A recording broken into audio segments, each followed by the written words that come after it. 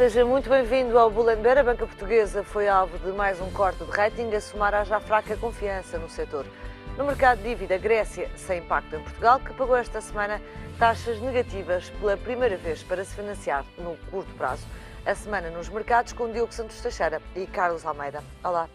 Carlos, começava por ti, olhando primeiro para o corte de rating na banca. Este corte de rating atingiu sobretudo, ou só, aliás, os bancos portugueses, não, estou a falar não do Santander e outros bancos estrangeiros com presença em Portugal. Mudou alguma coisa na banca para, de repente, haver esta posição mais enfraquecida ainda?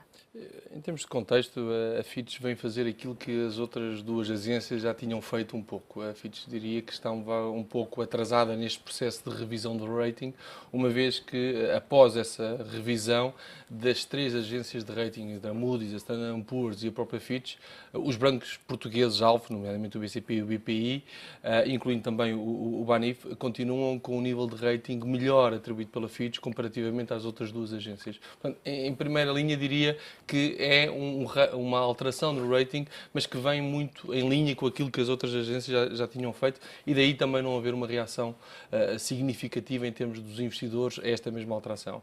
Aquilo que a Fitch vem colocar aqui em cima da mesa é atribuir uma notação de risco diferente da componente de crédito, fruto também de tudo o que tem sido a implementação, nomeadamente no abrigo da supervisão bancária a nível do Banco Central Europeu, haver um mecanismo de resolução, caso seja necessária intervenção por parte junto dos bancos, no sentido de não haver o suporte por parte do Governo. Portanto, aquela divisão entre aquilo que é o risco soberano e aquilo que é o risco da banca, e de não haver aqui lógicas de contágio, aquilo que a Fitch vem agora dizer é: há maior nível de risco na banca, porque o cenário de probabilidade por parte da intervenção dos Estados é cada vez menor.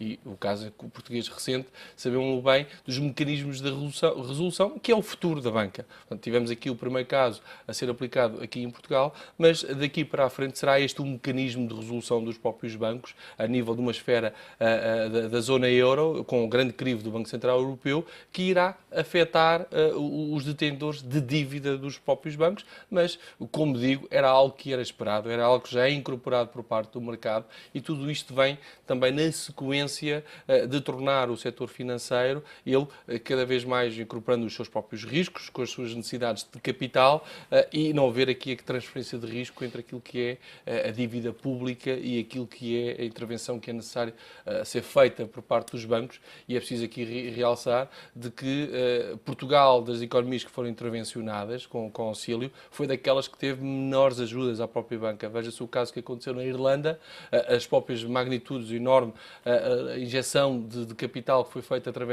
em Espanha, e Portugal também não teve intervenções, mas não com uma magnitude tão significativa quanto aquelas que ocorreram quer na Irlanda, quer em Espanha. E olhando aqui um bocadinho para esta opção pelo mecanismo de resolução, Diogo, há aqui uma opção para evitar no futuro que haja o que se passou na Irlanda, por exemplo, que é o Estado ter que correr a salvar a banca, mas o trade-off também é termos aqui um setor que é eventualmente menos seguro para investir para os investidores, ou não? Claramente, menos seguro para investir enquanto acionista, menos seguro para investir enquanto obrigacionista, ou seja, é preciso ter em conta esta nova realidade da banca que, como qualquer outra empresa industrial ou de serviços, pode efetivamente falir e não é salva à custa dos contribuintes e eventualmente dos clientes. Mas isso ainda não é claro no caso português. Não foi claro no passado mais antigo, até ao caso Banco Espírito Santo, mas passou a ser claro, ou seja, creio que os acionistas e os detentores de obrigações subordinadas do Banco Espírito Santo claramente estão ao corrente desta nova realidade. A Fitch vem reforçar isso, vem clarificar isso em termos de ratings. Portanto, sabemos que daqui para a frente temos que olhar para o setor financeiro com um escrutínio especial ao nível de risco ocorrido, e, de facto, há probabilidade ou não de haver um evento de crédito que é hoje reforçado por não poder haver ajudas estatais diretas e, basicamente, o banco recomprar os custos, as dívidas mal paradas que um banco poderá ter feito. A verdade é que não foi só Portugal, em Portugal foram só os bancos portugueses, mas não foi só a banca portuguesa que acabou por ser atingida por este corte de rating, exatamente. Também Itália e também Espanha. Estamos sempre e só a falar de periferia, não é?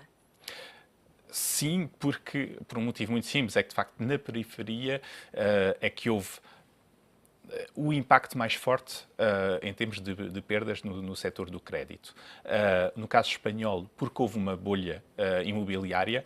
No caso português, porque a crise de endividamento que atravessámos também se traduziu em perdas substanciais em termos de crédito e, basicamente, na Itália, de forma relativamente similar ao caso português. Portanto, são países onde, de facto, houve excessos de endividamento, houve excessos de investimento mal parado ou mal direcionado, que criaram condições para que a banca sofresse, de facto, deste não escrutínio a quem é que estava a emprestar dinheiro. E, portanto, é verdade que noutros países, nomeadamente centrais da Europa, como é o caso de França, e também numa menor dimensão a Alemanha, não houve estes mesmos problemas porque a própria banca se autorregulou suficientemente para que não houvesse esses mesmos níveis de stress, digamos, ao setor bancário. Eu lembro muito bem chegar a Portugal em 2007 e ficar pasmado pelo nível de endividamento que era autorizado às famílias portuguesas, ou mesmo às empresas, e ao nível de alavancagem que a banca fornecia, nomeadamente no caso de compra de casa, era impossível existir, por exemplo, em França, um financiamento a mais de 80% de um bem, quando cá, muitas vezes, financiava-se 100% ou até 100% mais qualquer coisa. Até porque aumentavam as avaliações de maneira a reduzir esse rácio, se fosse caso disso. Ainda por cima, num setor imobiliário em Portugal que não oferece todas as condições de transparência no preço, ou seja, é muito complicado em Portugal ter um indicador de preço, tendo em conta a falta de homogeneidade, digamos, do mercado e saber quanto é que vale efetivamente no mercado uma casa num sítio determinado. E, portanto, isso tudo faz com que é possível, de facto, chegar a situações complicadas de sobreendividamento e onde a banca acaba por ter que pagar a fatura final. Situamos aqui na questão da regulação, Carlos, e pronto, e a partir de agora ficamos com essa noção de que se correr mal, o Estado não está lá para intervir e, portanto, há aqui uma separação que nos deixa a todos os contribuintes mais tranquilos, mas quando pensamos nos produtos que estão à venda e que já estão vendidos e, portanto, aos quais as pessoas já estão expostas, as condições mudam a partir de agora. Não é preciso também fazer um trabalho relativamente àquilo que é comercializado e à forma como é comercializado? Antes de chegar aos produtos que são comercializados, só dar aqui uma pequena nota. Estamos agora perante aquilo que é o chamado mecanismo de resolução único em termos do espaço da zona euro. Portanto, todos os bancos vão ser resolvidos, vão ser, em caso de necessidade de reforço de capitais, vão ser aplicadas essas mesmas medidas de resolução dos próprios bancos, ao mesmo tempo no qual os acionistas são chamados a absorver perdas, os próprios obrigacionistas séniores, a partir essencialmente de 2018, 2016, embora não esteja clarificado, também poderão ser absorvidos para a título de perdas, mas é importante reforçar que será o próprio mercado, os próprios agentes económicos que vão investir quer nas ações, quer nas obrigações, que vão forçar os bancos a serem cada vez mais resistentes e com capacidade de absorver choques. Portanto, não é uma questão de o facto de não haver o Estado que os bancos vão deixar de ser mais ou menos seguros, vão ser os próprios gestores dos próprios bancos que vão ser levados pelo próprio mercado a tornar os seus capitais cada vez mais fortes. Portanto, é uma autorregulação forçada, de alguma forma. Porque tudo isto decorre de diretivas e de instruções internacionais, nomeadamente através de Basileia, dos requisitos de capital de Basileia, que torna também todo este mesmo processo muito mais clarificado, quer a nível dos instrumentos que são elegíveis para absorver perdas, quer também métodos únicos e universais para que não haja aqui alguma diferenças, alguma arbitragem em termos daquilo que é os mecanismos de resolução no espaço da zona euro. Portanto, é o próprio mercado que vai levar os bancos a serem cada vez mais seguros. E daí também temos falado aqui com alguma oportunidade este mecanismo e essa necessidade de consolidação que o setor vai ter que atravessar. Porquê? Porque os bancos vão se necessitar de reforçar capitais, o capital é escasso e ganhos de eficiência poderão ser feitos através dessa mesma consolidação, ao mesmo tempo que ganham escala. E daí essa importância também desse reforçar de capitais, decorrente também para tornar os bancos, eles próprios, mais seguros. Porque se os bancos não conseguirem captar esse mesmo capital, vão ficar numa solução ou numa situação ele própria um tanto ou quanto difícil no sentido de se manter a médio e longo prazo. Agora, sobre os produtos que estão neste momento já detidos pelos próprios investidores, é preciso ver que temos aqui um processo de transição e é preciso também separar aquilo que é as responsabilidades de balanço dos próprios bancos, onde aí estamos centrados exclusivamente na componente de depósitos e alguns instrumentos de dívida, nomeadamente dívida senior, e depois tudo aquilo que é a componente extra-patrimonial, que são os valores mobiliários detidos, sejam fundos de investimento, sejam obrigações de outras entidades, seja ações de outras entidades, que os próprios titulares desses mesmos títulos detêm. Portanto, o risco está essencialmente de todos aqueles instrumentos representativos do balanço do próprio banco, sejam os depósitos, sejam as próprias obrigações senior desse mesmo banco. Portanto, aqui vai haver aqui um processo também ele de transição em que os investidores depois vão optar a fazer as suas escolhas e aí sempre aquela nossa nota de diversificação de não apenas ter os produtos do próprio banco, mas também ter produtos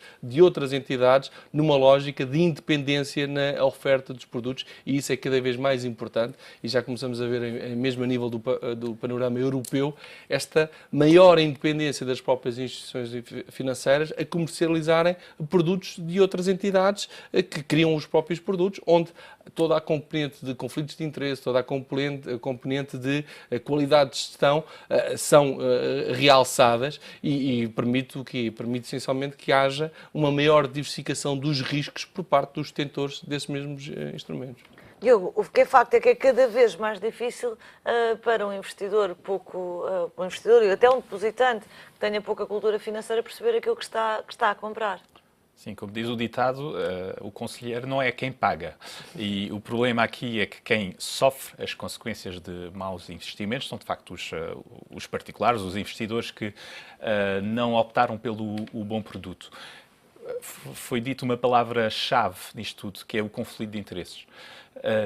O principal problema que atravessou a banca portuguesa nos últimos 4 ou 5 anos foi causado por conflitos de interesses.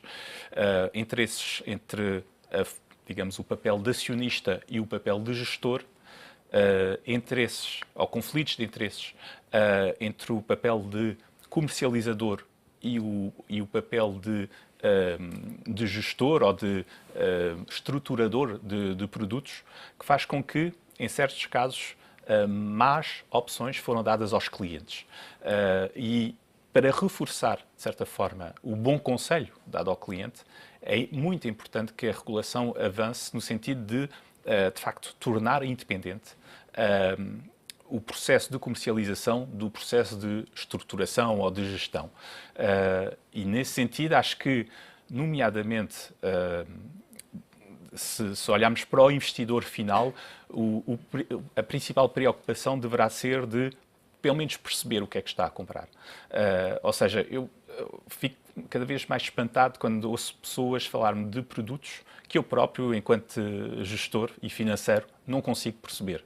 E imagino pouco ou dificilmente como é que essas pessoas perceberam o que lhe foi explicado, ou se calhar não foi explicado, leram ou não o detalhe da documentação que foi entregue sobre estes produtos e tomaram a decisão de os subscrever. Na realidade, eu desaconselho a qualquer pessoa de subscrever um produto que pura e simplesmente não percebe e não é que não tenha conhecimento para o fazer, mas pura e simplesmente certos produtos não têm toda a informação suficiente para que a escolha, que a determinação seja esclarecida. Estou a falar nomeadamente de produtos estruturados. Mas aí estamos a falar do papel de uma CMVM, porque os produtos não podem ser comercializados só porque um banco assim o determina. Estamos a falar do papel da CMVM, mas estamos sobretudo a falar do papel das instâncias europeias. Hoje em dia, a regulação em termos de comercialização de produtos financeiros é feita a nível europeu.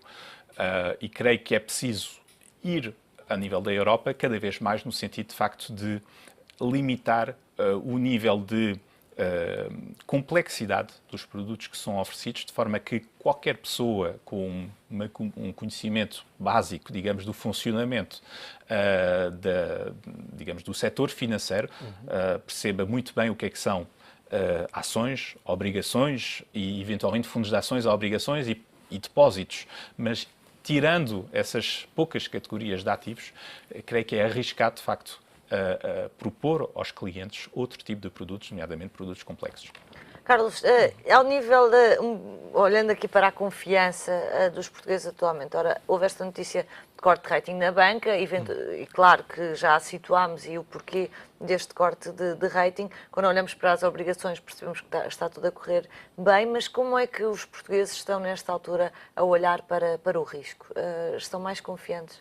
Em termos de tomada de risco... Em termos de tomada de risco. E até na relação, e aí é uma avaliação mais qualitativa, na relação dos portugueses com os seus gestores e com as suas instituições. Daquilo que é a minha experiência, daquilo que admito que seja um tanto ou quanto atípica face àquilo que é o segmento tradicional dos investidores, nós sabemos bem que o investidor português caracteriza-se essencialmente pelo investimento em ativos de muitíssimo baixo risco, nomeadamente os certificados de aforro e os depósitos. Estes são os investimentos mais elementares. O enquadramento atual, num período de taxas de juros muitíssimo baixas, poderá ser aqui um movimento perverso em que muitas vezes os investidores, na procura de algum rendimento, poderão assumir um pouquinho mais risco nas suas carteiras. Mas é preciso ter em consideração de que a tomada de risco faz-se por convicção, não por estados de necessidade. E aquilo que muitas vezes pode aqui acontecer neste período de taxas de juros muitíssimo baixas é que os investidores comecem a incorporar risco nas suas carteiras de uma forma não muito adequada àquilo que são a sua tolerância ao risco. Incorporando, eventualmente no curto prazo, até poderão ter bons resultados, e temos visto que aquilo tem sido o desempenho dos mercados de ações desde o início do ano, nomeadamente nas ações europeias, mas ao mesmo tempo é preciso fazer um período de reflexão se de facto num cenário mais negativo, inerente ao próprio mercado, se o investidor tem capacidade de absorver alguma volatilidade, alguma descida desses mesmos ativos. Portanto, é importante que haja uma tomada de risco consciente, como dizia o Diogo, que as pessoas saibam o que estão a fazer em termos de investimento em obrigações, em termos de investimento em ações, ao mesmo tempo que este período de taxas de juros baixas, ele faz emergir um outro tipo de risco que neste momento tem sido negligenciado nos últimos 5 anos, que é o risco de taxa de juros. Porque nós, neste momento, falámos muito das obrigações e da dívida pública e do risco que está inerente à dívida pública e à incapacidade ou não de uma determinada empresa fazer face ao seu empréstimo obrigacionista. Mas aí estamos a falar na esfera de risco de emitente. Ora, o que acontece neste momento, não colocando em causa o risco do emitente, é o risco que a taxa de juros está associado ao segmento obrigacionista. E repare-se, aquilo que é a nossa ideia de a dívida pública mais segura do mundo é a Alemanha. Quem investiu na Alemanha nas últimas 3, 4 semanas perdeu cerca de 8%. Agora, não é por incapacidade da Alemanha assumir os seus compromissos ou não. Não é isso. É o risco de taxa de juros, porque as taxas de juros subiram muito rapidamente. Aquilo que os investidores deverão ter presente nesta altura é tomarem o risco de acordo com aquilo que é a sua tolerância em função das suas necessidades, seja a 5 anos, seja a 10 anos, seja a 6 meses.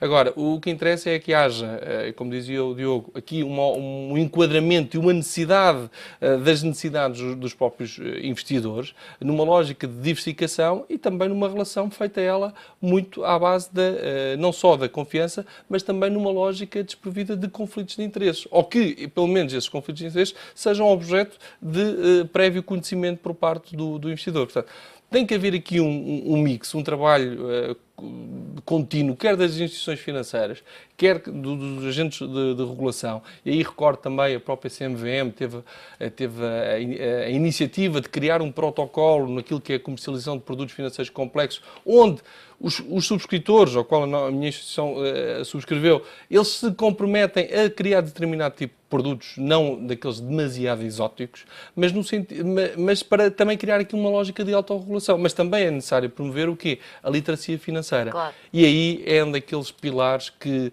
tardem em surgir iniciativas, porque muitas vezes os investidores particulares eles são levados muito por aquilo que é o potencial de retorno. Mas o que tem que ter consciência, tal como os grandes investidores, é o potencial de perda. Risco, claro. E a percepção de perda é muito difícil de quantificar, de evidenciar, que muitas vezes olhamos só para aquilo que é o potencial de subida, mas nunca se olha para aquilo que é o potencial de descida. Portanto, há aqui um trabalho ainda a ser feito e aí as instituições e os próprios bancos vão ser muito importantes nesse mesmo trabalho. Diogo, e porque estamos a falar justamente de produtos que às vezes correm mal, esta semana o Banco Central Europeu veio dizer que o novo banco não poderia ressarcir os investidores em papel comercial do GES porque era preciso respeitar a hierarquia de credores. A verdade é que a própria resolução até agora foi uma solução exótica, pelo menos inédita, estava a ser experimentada. Isto não é a regulação a funcionar duas vezes contra os investidores. O que é certo é que entre três reguladores tivemos três abordagens, três opiniões, três análises diferentes e, sobretudo, análises que evoluíram ao longo do tempo. O que significa que é, de facto, um assunto relativamente virgem ainda de regras definidas e onde todas as interpretações são possíveis. Infelizmente, isto está-se a fazer à custa, de facto, dos detentores de papel comercial. Eu não vou contrapor a minha análise à análise do Banco Central Europeu. Penso que eles têm a capacidade de fazer, de facto, essa análise jurídica do que é, para já, de facto, a prioridade dada a cada categoria de investidores, ou de credores, neste caso, em relação ao Banco Espírito Santo. É evidente que aqui estamos quase mais a falar de aspectos morais e de justiça em relação ao que foram as expectativas dadas a cada um dos participantes individuais nesses papéis comerciais, e nomeadamente na comunicação que foi dada também pelas autoridades, nomeadamente pelo Banco de Portugal, do que propriamente saber qual é que é digamos, a cláusula jurídica que se aplica. O problema, e acho que é um pouco nesse sentido que estás a ir, o problema é que para o investidor, para o pequeno investidor, muito provavelmente está-se, passa a expressão, borrifando para a decisão jurídica. Existem pessoas que estão a lidar com o que diz o Banco de Portugal, o que vai dizendo o novo banco, e agora veio o Banco Central Europeu dizer isto. Que nível de confiança, que sinal é que nós estamos a dar aos portugueses, aos mesmos a que pedimos que poupem e que diversifiquem as suas fontes de investimento, quando, pelos vistos, a única coisa que é segura é um depósito a prazo, que nesta altura não rende nada. A única coisa que é garantida pelo sistema de proteção, digamos, europeu, e pelo sistema de garantia dos depósitos, são de facto os depósitos. E isso é uma realidade. E, portanto, qualquer outro tipo de investimento, que sejam obrigações, seja papel comercial, deve ser tratado de uma forma muito específica, no sentido de perceber o que é que está por trás, qual é que é a solidez de cada uma das empresas ou dos bancos que estão a propor esses produtos. E, portanto, de certa forma, eu, enquanto instituição financeira, faço esse trabalho, obviamente, quando incorporo ativos financeiros nas minhas carteiras. O problema aqui é ter permitido que esse tipo de produtos mais difíceis de análise tenham chegado ao bolso de particulares. Aí é que está, digamos, o problema inicial e que gera esta conflitualidade e este problema de resolução. É que este papel comercial nunca deveria ter chegado ao bolso de particulares. E, portanto, a partir daqui, qualquer solução é má. É má ou para o mercado, ou é má para os investidores, ou é má para o contribuinte, no caso de, eventualmente, haver um ressarcimento, digamos, por parte do Estado. Porque essa é outra questão também aqui que se coloca, é que se enfrenta-se claramente, até pela resposta da Associação que representa nesta altura os interesses dos lesados do Grupo Espírito Santo, é que um comprador do novo banco também tenderá provavelmente a desvalorizar o ativo novo banco, já a contar que vai haver litigância a seguir no processo. Sim, e uma análise que eu partilho e que eu partilhei, aliás, aqui, é que vamos pagar duas vezes. Ou seja, não vamos receber o dinheiro todo que seria devido pela compra do novo banco, porque há este aspecto de litigância pendente, e também não vamos ter os clientes e detentores de papel comercial a receber o dinheiro que lhes seria devido. Portanto, vamos pagar, sim, 2 vezes. É infeliz, é absurdo, é kafkaiano, mas é uma realidade. E, portanto, vamos ter que nos conformar com com ela. isso, infelizmente. Olhamos para outros temas na segunda parte deste Bull and Bear, não sai daí.